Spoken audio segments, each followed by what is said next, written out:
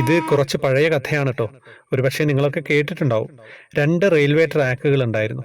ഒരു ട്രാക്കിൽ ട്രെയിൻ എപ്പോഴും വന്നും പോയും ഇരിക്കും. മറ്റേ ട്രാക്കിൽ ട്രെയിൻ വരാറേയില്ല. ട്രെയിൻ വരാത്ത ട്രാക്കിൽ ഒരു കുട്ടി കളിക്കുന്നുണ്ടായിരുന്നു. ട്രെയിൻ വരുന്ന ട്രാക്കിൽ 10 കുട്ടികളും കളിക്കുന്നുണ്ടായിരുന്നു. ഈ സമയത്ത് അകലെ നിന്നും ട്രെയിൻ വരുന്നത് നിങ്ങൾ കാണുന്നു. ട്രാക്ക് മാറ്റാനുള്ള ലിവർ നിങ്ങളുടെ തൊട്ടടുത്താണ്. നിങ്ങൾ ആരെ രക്ഷിക്കുമെന്ന് ഒരു പരിപാടിയിൽ ഒരാൾ ചോദിച്ചു. സ്വാഭാവികമായിട്ടും ഒട്ടുമിക്കവരും പറയുക, ട്രാക്കിന്റെ ലിവർ ഉപയോഗിച്ച് ട്രെയിൻ ഒരു കുട്ടി കളിക്കുന്ന ട്രാക്കിലേക്ക് മാറ്റി 10 കുട്ടികളെ രക്ഷിക്കുമെന്ന്. ഇന്ന് നമ്മൾ ജീവിക്കുന്ന ഈ സമൂഹം ഇങ്ങനെ തന്നെയല്ലേ? ട്രെയിൻ വരും എന്നറിഞ്ഞിട്ടും ആ ട്രാക്കിൽ കളിച്ച കുട്ടികൾ രക്ഷപ്പെടുകയും ട്രെയിൻ വരാത്ത ട്രാക്കിൽ ആരെയും ശല്യം ചെയ്യാതെ കളിച്ച കുട്ടി ബലിയാടാവുകയും ചെയ്യുന്നു. ആർക്കും ശല്യമില്ലാതെ അവനവന്റെ കാര്യം നോക്കി ജീവിക്കുന്നവൻ ശിക്ഷിക്കപ്പെടുന്നു. തെറ്റുകൾ കൂട്ടമായി ചെയ്യുന്നവർ സംരക്ഷിക്കപ്പെടുന്നു. ഇത് ആരെയും ഉദ്ദേശിച്ചല്ല, പക്ഷേ സമൂഹത്തിലെ മൊത്തമായിട്ട് കാണുന്ന ഒരു പ്രവണതയാണല്ലേ.